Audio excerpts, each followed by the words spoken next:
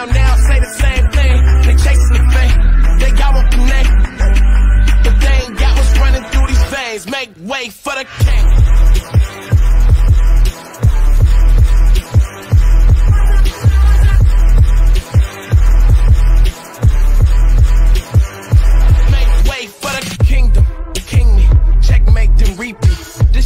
Checkers, what can I say? I got gold jeans. Real kings do king things. Live like one, breathe like one, killing shit by any means.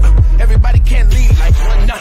Is it really me? Gotta check and see my legacy like royalty, and I act like it. If you know, better act like it. Look at me now, you can't hold me down. So give me the crown. They say I walk like a king, talk like a king. You can act around now, say the same thing. They chasing the fame, they all want the name, but they ain't got what's running through these veins. Say I walk like a king, talk like a king. You can act around now, say the same thing. They chasing the fame, they got want the name, but they ain't got what's running through these veins. Make way for the king.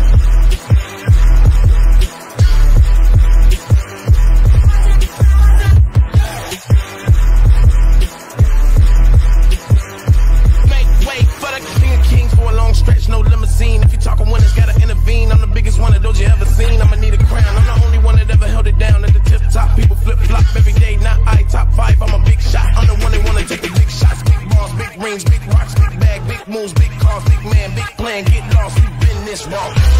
Look at me now, you can't hold me down. So give me the crown. It must be a thing.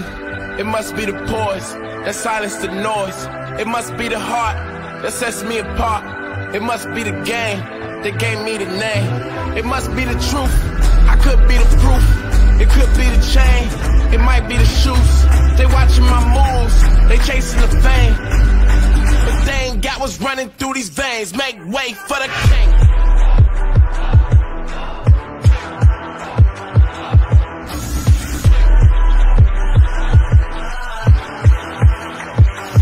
Make way for the king.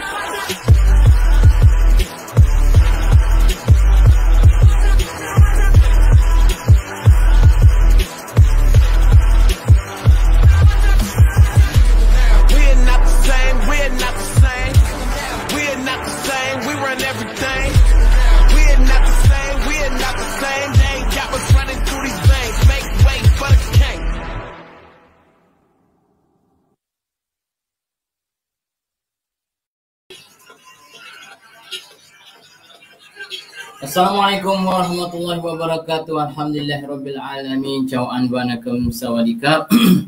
Alhamdulillahirabbil alamin. Wassalatu wassalamu ala asyrafil anbiya'i wal mursalin wa ala alihi wa sahbihi ajma'in. Allahumma shalli ala Muhammad wa ala ali Muhammad wa ala alihi wa man tabi'ahu wa wala. Rabbi shrah li sadri wa yassir amri wahlul 'uqdatam min lisani yafqahu qawli. Rabbi yassir wa la tu'assir bitamim bil khair bi rahmatika ya arhamar rahimin wa la hawla wa la quwwata illa billahil aliyyil azim. Alhamdulillahirabbil alamin. Kita bersiaran hari ini, hari yang keempat kita berpuasa, dan saya doakan semoga semua yang ada di luar sana dalam keadaan yang ceria, dalam keadaan yang sihat, dalam keadaan yang aktif dalam menelusuri bulan Ramadan, bulan yang mulia, bulan yang penuh keberkatan. Semoga kita tingkatkan amal ibadat kita agar kita dapat orang kata keberkatan daripada bulan Ramadan, bulan yang terbaik daripada bulan-bulan yang lain.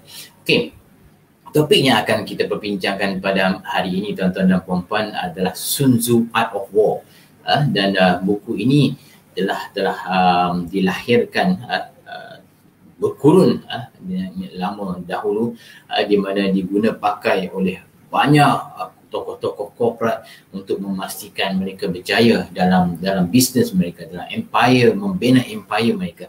Dan banyak actually yang boleh kita pelajari daripada buku ini.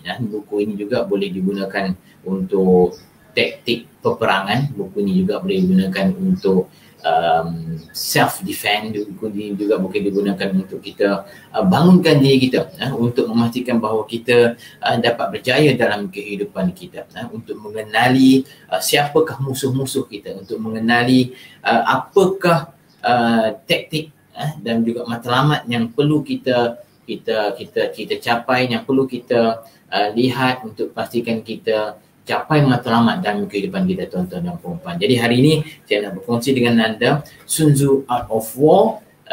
Kita lihat slide yang pertama. The Art of War.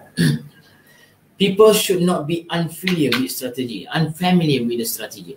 Those who understand will survive. Those who do not understand will perish. So maknanya apa yang dikatakan dekat sini, kita kena faham strategi untuk kita memenangi peperangan. Kita kena faham strategi untuk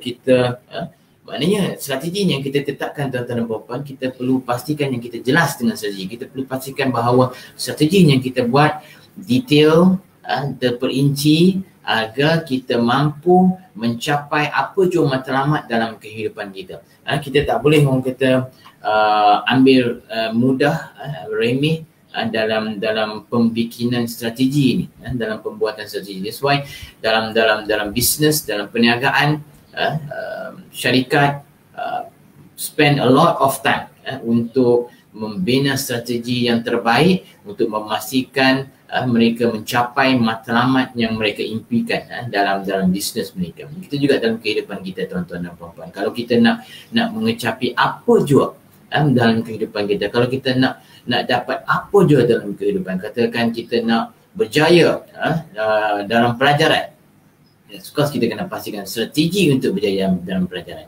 Kita nak berjaya memiliki rumah yang besar, memiliki banglo yang besar, dan kita kena ada strategi yang jelas, yang terperinci untuk kita pastikan kita dapat matlamat kita tersebut. Jangan kata, oh saya nak berjaya, saya nak dapat kereta besar, saya nak buat rumah besar, saya nak dapat bini cantik, tetapi kita tak ada strategi yang jelas untuk mencapai apa jua matlamat kita, maka kita tak akan capai, tuan-tuan dan puan-puan. Itu kata, ada pepatah mengatakan, if you fail to plan, you plan to fail.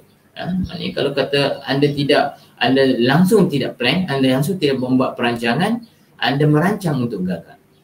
So perancangan, strategi yang details, yang terperinci amat penting untuk kita pastikan kita berjaya dalam apa jua matlamat dalam kehidupan kita, tuan-tuan dan puan-puan. Right. Seterusnya, kita tengok poin-poin ni dalam The Art of War. Apa yang ditulis oleh penulis dekat sini. If you know the enemy and know yourself, then you need not fear the result of 100 battles. Maknanya, kalau you tahu diri anda tahu kekuatan anda tahu kelemahan anda tahu juga kekuatan dan kelemahan pihak lawan,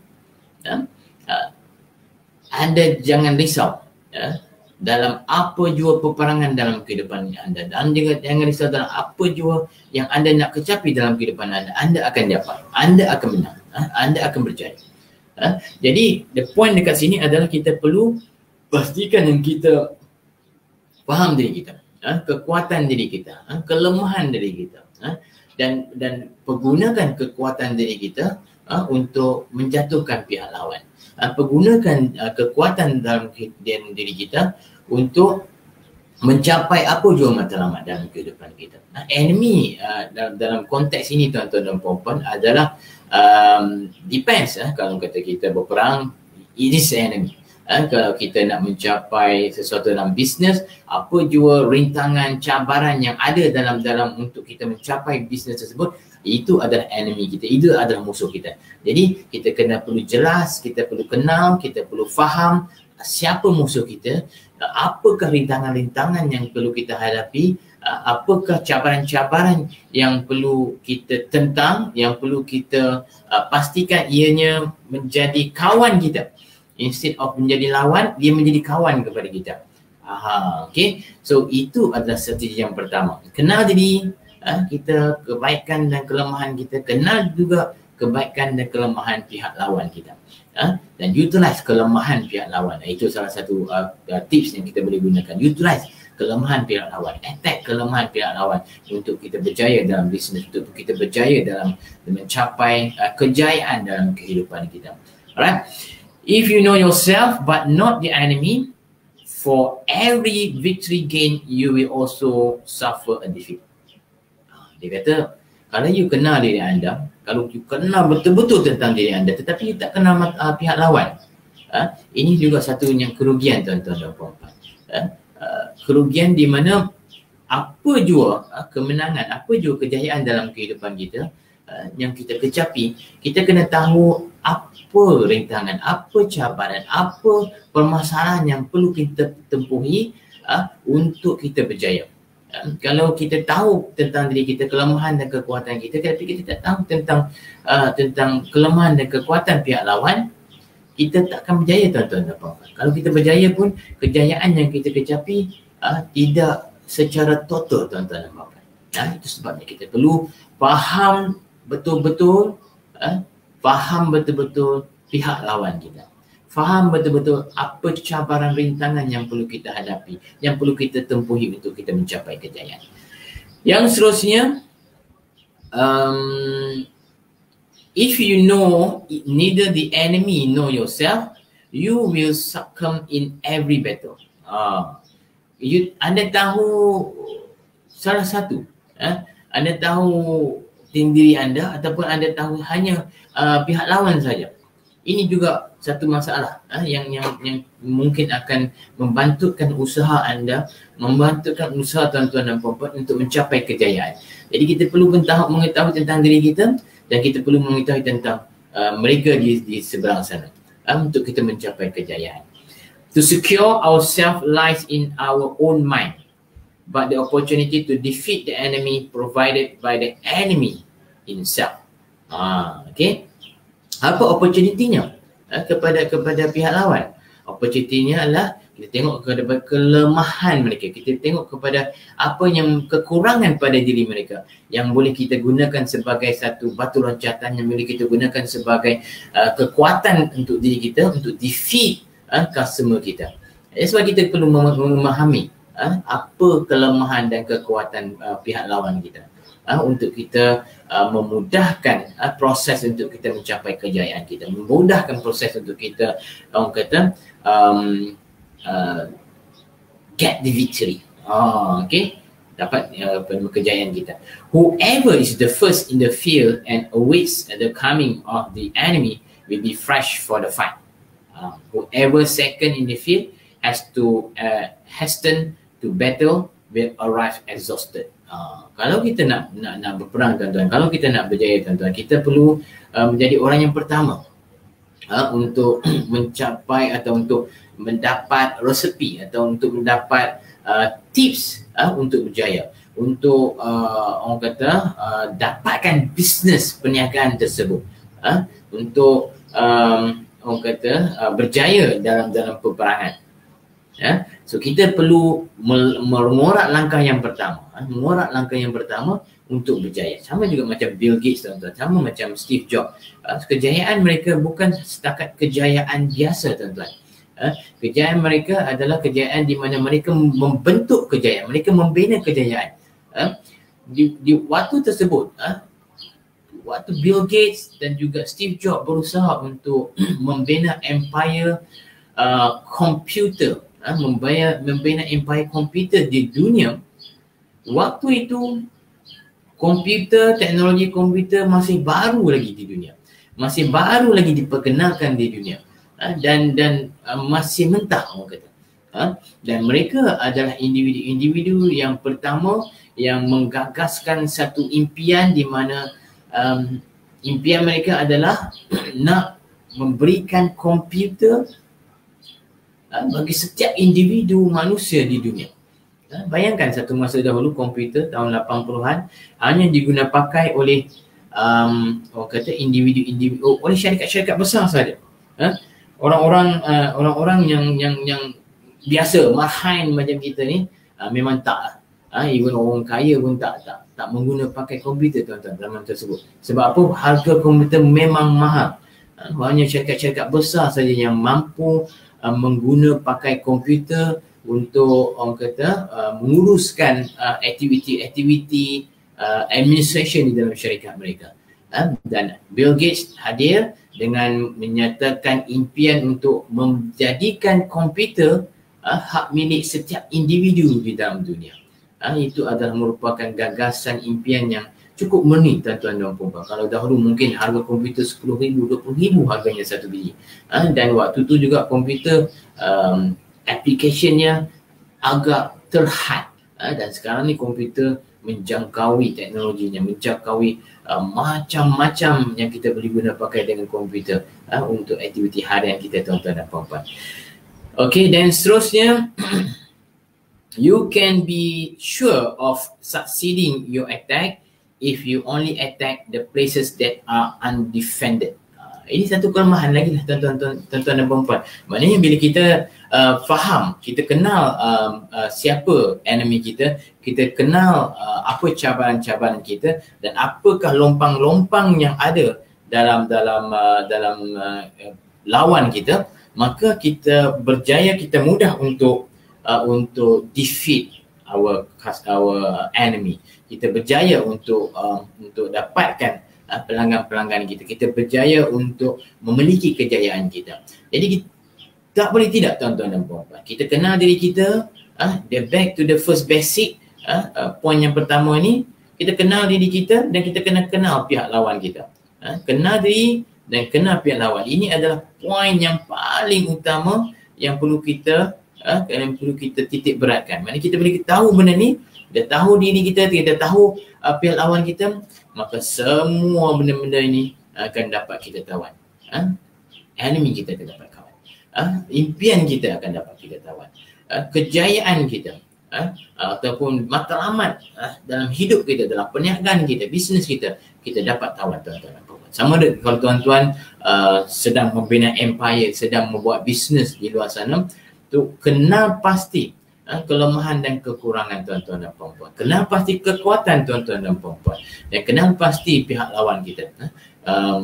Dan pihak lawan dalam situasi ini mungkin pelanggan.